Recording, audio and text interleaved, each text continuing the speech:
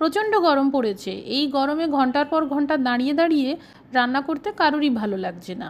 তাই বানাতে পারেন কোনো রকম সবজি ছাড়া বাটা মশলায় পাবদা মাছের ঝাল। মাছগুলোতে লবণ হলুদ মাখিয়ে নিন। এবার সর্ষের তেল গরম করে মাছগুলোকে বেশ কড়া করে ভেজে নিন। যারা প্রথমবার বানাচ্ছেন, পাবদা মাছ তেলে খুবই ফাটে, তাই এইভাবে থালা দিয়ে ঢেকে নিয়ে ভাজবে। অতিরিক্ত তেল সরিয়ে দিন আর তেলের তাপমাত্রা কমতে দিন। ততক্ষণে এদিকে বাটা মশলা তৈরি করুন। মিক্সার জারে 2 চা চামচ কালো জিরে, 1 চা চামচ আস্ত সাদা জিরে, 2টি কাঁচা লঙ্কা, 2 চা চামচ কালো সর্ষে, সামান্য জল দিয়ে ভালো করে একটা মিহি পেস্ট তৈরি করুন। ফোড়নে দিন কালো জিরে, শুকনো লঙ্কা আর কাঁচা লঙ্কা, সামান্য হলুদ গুঁড়ো দিয়ে দিন। হলুদ গুঁড়ো যাতে পুড়ে না যায় তার জন্য সঙ্গে সঙ্গে বাটা মশলাটাও দিয়ে দিন কাশ্মীরি লঙ্কার গুঁড়ো। মশলা ভালো করে ভাজা হয়ে গেলে এবার দিয়ে দিন 1 গ্লাস মতন গরম জল।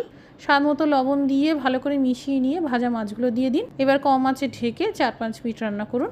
এবার সবশেষে কুচানো ধনেপাতা ছড়িয়ে দিন। তৈরি হয়ে গেল বাটা মশলায় পাবদা মাছের ঝাল।